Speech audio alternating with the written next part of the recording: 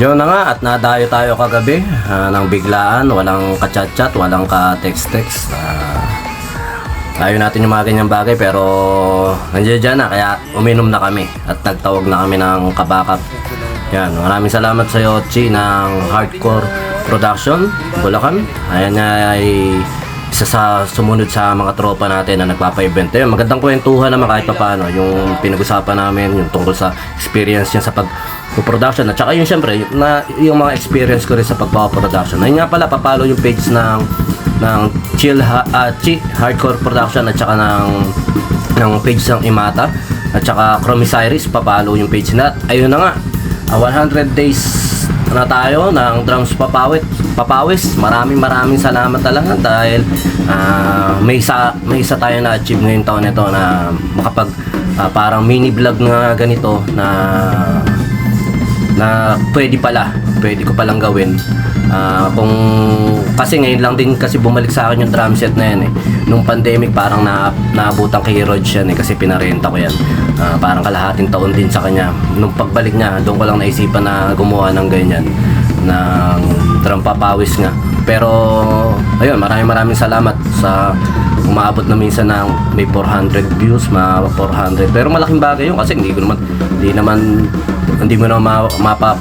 naman mapapanood sa isang gig ng ganong karami. Pero ayun nga, maraming salamat sa mga tropa natin dyan, sa mga kapwa natin drummer, lalo na sa mga batang drummer. Sana mag-push kayo na mag-improve pa.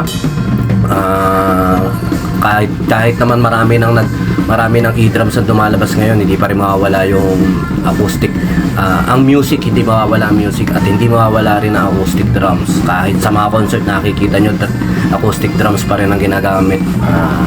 Kaya iba yung feel kasi ng acoustic drums. Tsaka yun, maraming salamat talaga. At ayun nga, ang plano natin ngayon, mamaya pakikita ko rin sa bandang huli. Nung 2007 may studio ko rin sa Giginto. Dahil wala pa akong pambili ng mga libro parang gano'n. Tsaka niluluwas pa yun niluluwas pa sa Santa Mesa ba yun? Basta gano'n, may bilihan ng mga drums notation.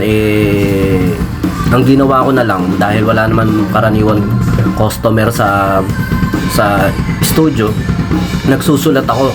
Kumbaga ini-elaborate ko yung isang beat. Gagawa pa ako ng 5 beat sa beat na yon. Ibig sabihin parang i-adjust ko lang yung ganito, ilalagay ko lang yung kick sa A, o ilalagay ko lang yung kick sa N, ilalagay ko lang sa NA, parang mga ganon.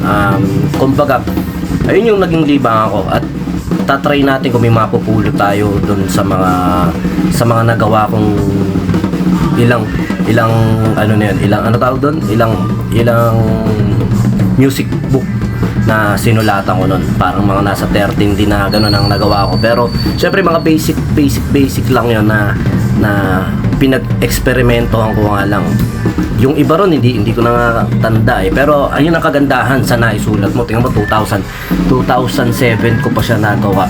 Tapos pwede ko pala siyang gamitin ngayon para maibidyo ko ano yung mga basic to siguro konting advance ng konti yun.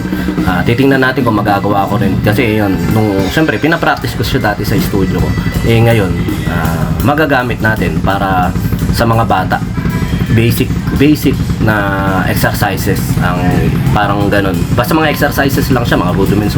Tapos yung basic beat na gagawin natin. Isasama natin yon sa drums papawis natin.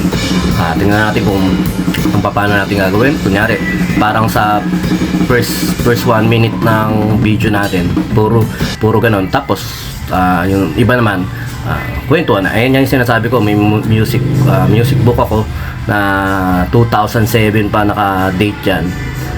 Ayun, mga ganyan lang siya, mga basic bit. In-elaborate ko lang ng ganito. Tatry natin na gamitin na ayan ang pangalan ng studio ko dati, Lingga Ako. Ang ibig sabihin niyan, gagaling ako. Kaya pinatato ko rin yun sa likod ko, yung Lingga Ako. Ang ibig sabihin nun, kasi word of mouth, may power yung pronunciation natin, yung declaration natin, gagaling ako. Ayun, kaya talagang ninirambol ko lang yung word, tapos lumabas yung Lingga Ako. Tapos ayun, lagi ko na siya sinasabi. Yun, salamat sa mga kakatapos ng drums papaway. Salamat sa mga nanonood at sa mga kapwa ko drummer na syempre nagko-comment.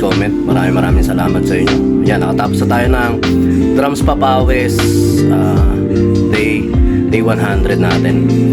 Titingnan ko kung tutuloy ko pa yung pero tuloy-tuloy ako sa pagpapawis, sa pagpe-video lang. Gagawan ko lang ng content twist kasi nga masa sa edit na lang muli sa mga tropa natin drummer dyan, sa mga batang drummer dyan, at saka sa mga makakapanood nito balang araw sa YouTube kasi nasa Bijam Music Studio. Ayan, yung mga video na ginagawa natin sa drums doon natin ina-upload.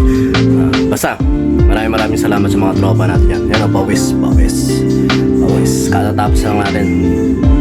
Papawis na rin kayo mga tropa. Salamat. The importance of smaller step. Yon, sa mga tropa natin yan, napaka-importante nun. Huwag tayong mag-attempt ng malaki kagad. Attempt natin, umpisa natin sa pinaka simple, yung pang araw-araw, pinaka basic. Kahit sa music, pinaka-importante yung fundamentals, yung mga basic. At saka nga, hindi natin kailangan maging magaling bago magsimula. Kailangan natin magsimula para gumaling. Ayun lang sa mga bata dyan. Maraming salamat.